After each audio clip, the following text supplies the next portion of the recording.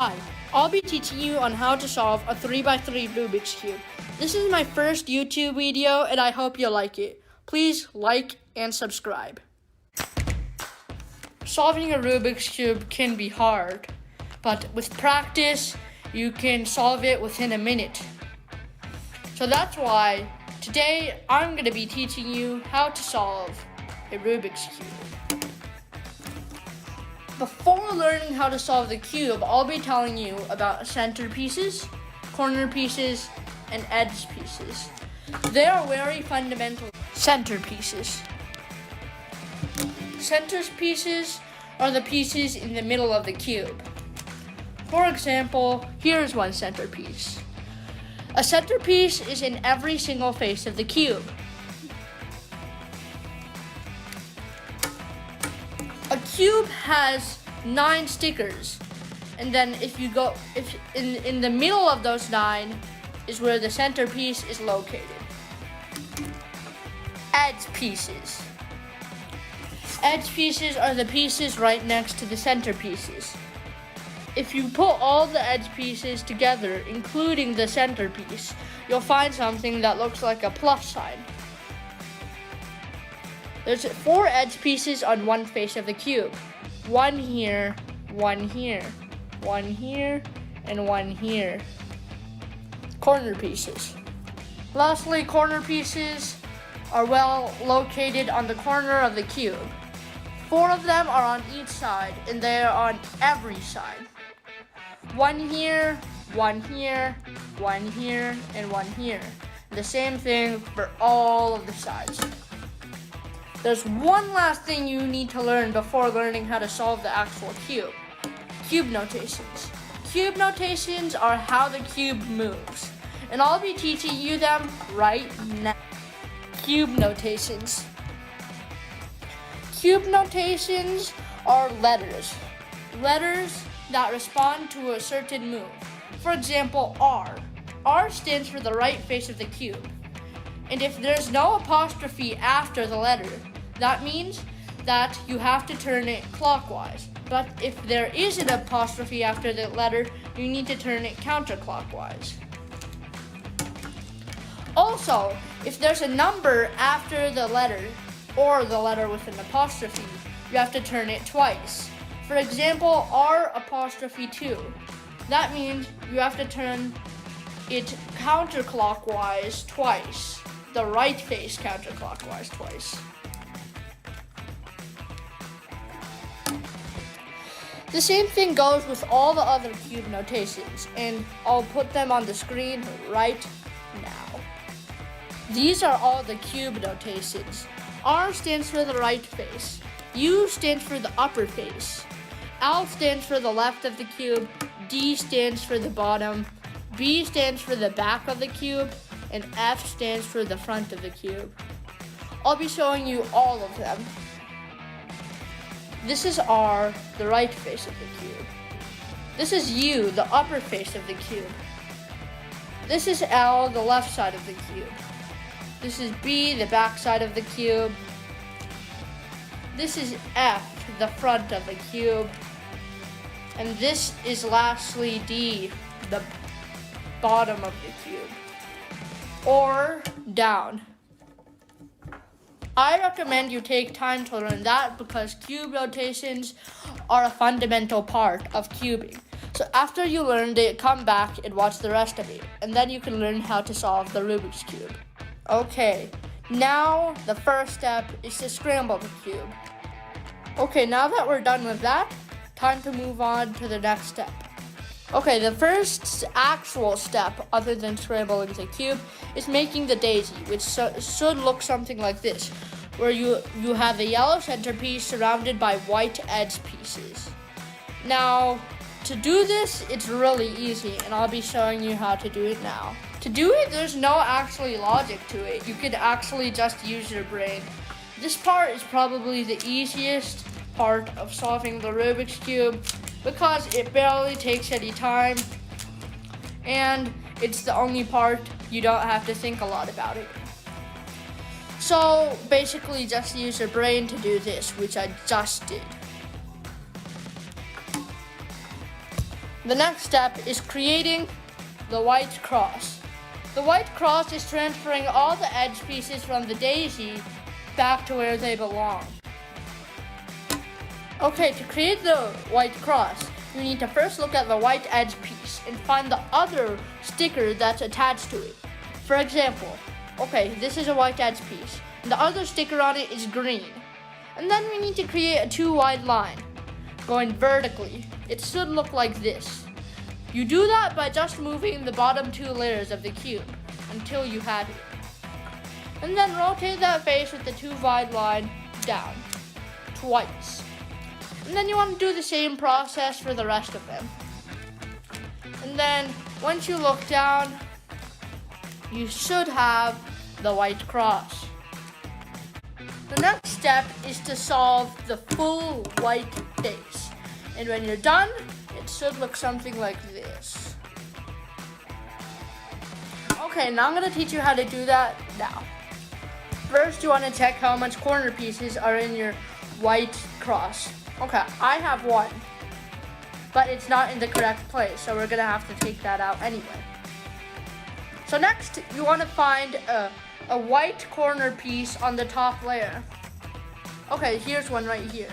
It can't be on the top of it like here. It needs to be on the side of it. Okay, so we have one here. Okay, now we need to align it with the corresponding color. Since this is not an edge piece, we can't align it with a center piece. We can't align it with a straight line. We have to align it diagonally. So we need to keep on moving until there's an orange centerpiece here. Okay, that was easy. We have one right there. And then you want to perform an algorithm. The algorithm is going to be L prime, U prime, L prime. I mean L. Okay, and then you should have that piece in. But for example, let's say there is a corner piece on the top. To get it off, you want to put it on top of a blank space. So there's a white piece here, and then if you go under it over here, there's nothing there. No white piece there. So then you want to do, so this is on the right side of the cube. So you want to do R prime twice. So R, U, R prime. And then it should be on the bottom. And then here's the white piece on the bottom, but you don't want it facing, you don't want this part facing you. You want the same corner piece facing you, but the other part of it. So here. And then you want to do it again. R, U, R prime. And then it should be in the correct place. And then you're going to do what I told you, and then do the rest. And then that right there should help you fix both of your problems. Okay, so when you're done, you should have this. Next step is solving the next layer.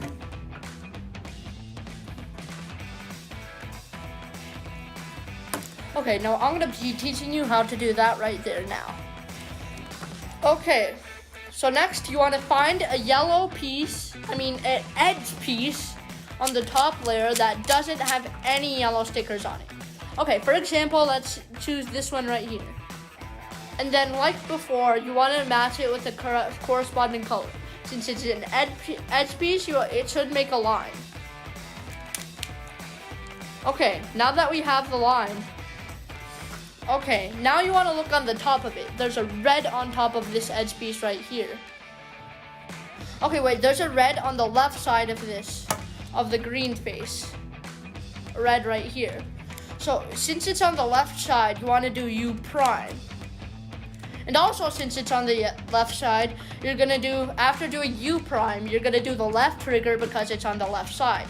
But if it's on the other side, if let's say there was an orange on top instead of a yellow, instead of a red, then you would do U and then do the right trigger because it's on the right side.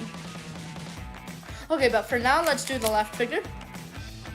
That displaces one of our white stickers. So you want to diagonally match it and then do the corresponding trigger. And I'm going to call them triggers because saying RUR prime and the other one would be kind of irritating. So I'm just gonna call them left trigger and right trigger.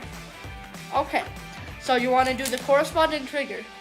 And then let's say 0 of your sides have non-yellow stickers. Okay, if that happens, you wanna go ahead and just do anything. The left trigger or the right trigger. I'm gonna do the right trigger. Okay, now that I did that, that displaces a white sticker, and then you're gonna go ahead and diagonally match it and put it back in. That should leave one option for you. And then when you are done doing these steps, you want to do it until the whole side is solved, the whole second layer is solved. So when you do that, it's really easy to do, and it's not the easiest step, but when you're done, you should have the entire second layer solved. Okay, first you want to check how much yellow pieces you have, yellow edge pieces you have. I have 2. Step is, instead of making the white cross, you're gonna make the yellow cross, which is basically the white cross, but yellow. Should look like this. The algorithm is F, U, R, U prime, R prime, F prime. And to remember it, you can easily think of it as per. You need to know this algorithm to help you solve the Rubik's Cube. So you need to do it when you need to look at the yellow centerpiece, and if you have no yellow edge pieces that are next to the yellow centerpiece, then you just perform the algorithm that was previously shown. If you have 2 pieces, you have to make them so they form a vertical line, something like this, a vertical line like that. And then finally, after you perform the algorithm after doing the vertical line, you should have an L. You want to position the L so it makes a backwards L. So something like that. Except since the screen is mirrored, since I'm recording, would probably be something like that for you guys.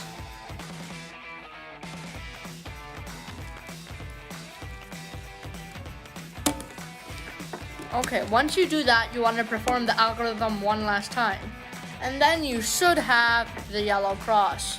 The next step is finally solving the full yellow face. To solve it, you either have 1 yellow corner piece in your cross, 2 yellow corner pieces, or no yellow corner pieces.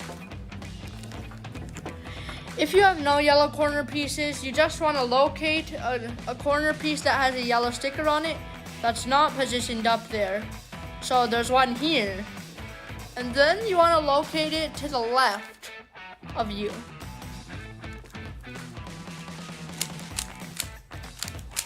Until you find one that does that. Okay, once you do that, you want to perform the algorithm that's shown on screen now. The algorithm is R, U, R prime, U, R, U2, R prime. And to remember it, you can think of it as R.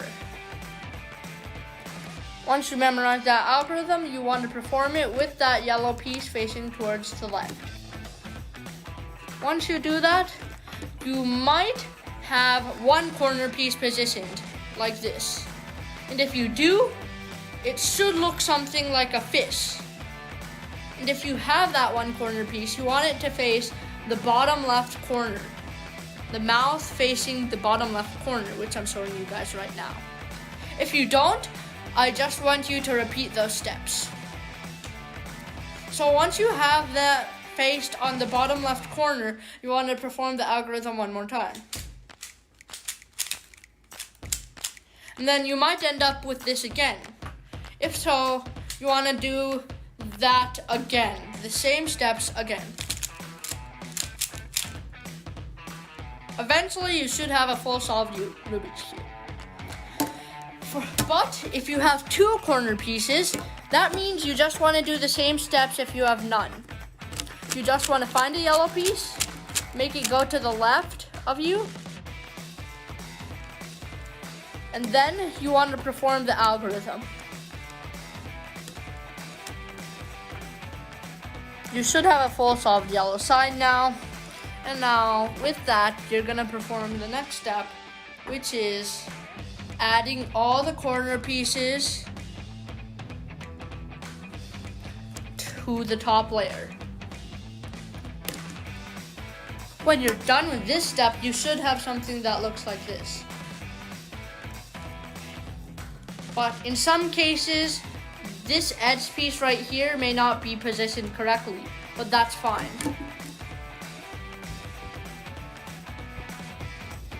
The next algorithm is quite long and might take a while to memorize, but it will be shown on screen right now. If you're thinking this is the whole algorithm, you're wrong, because after you finish this part of the algorithm, you want to perform the previous algorithm. The previous algorithm is RU prime, UR, U2, R prime. Okay, first, let's say you have 2 corner pieces with the same color. Okay, if you have that, you want to face that on your left side, and then you want to perform the algorithm. But if you don't have that, just perform the algorithm, and then you will have that. And after you have that, perform the algorithm one more time, and then you should be done. But if it messes up the first time, you could always do it twice. When you're done with that step, you should have this. And then you should have this. And then you could easily twist until it's all matched up. News. The next step is solving the full Rubik's Cube. So it should be a fully solved Rubik's Cube when you are done with this step. Okay, and now on how to do this. To do this step, you have to memorize one last algorithm. It's shown on screen right now. Algorithm is F2, UR prime, LF2, L prime, RU, F2. Okay, time to actually put that algorithm to use. If you have one fully solved face like me, you want to put that behind you. Next, you want to perform the algorithm. You might end up with this again, so you want to perform the algorithm again until you have a fully solved cube. But let's say you don't have a fully solved face. Okay, then you just want to perform the algorithm until you do have one fully solved face, and then you want to perform the algorithm twice or once. How many times it takes to solve the cube. And now that's all.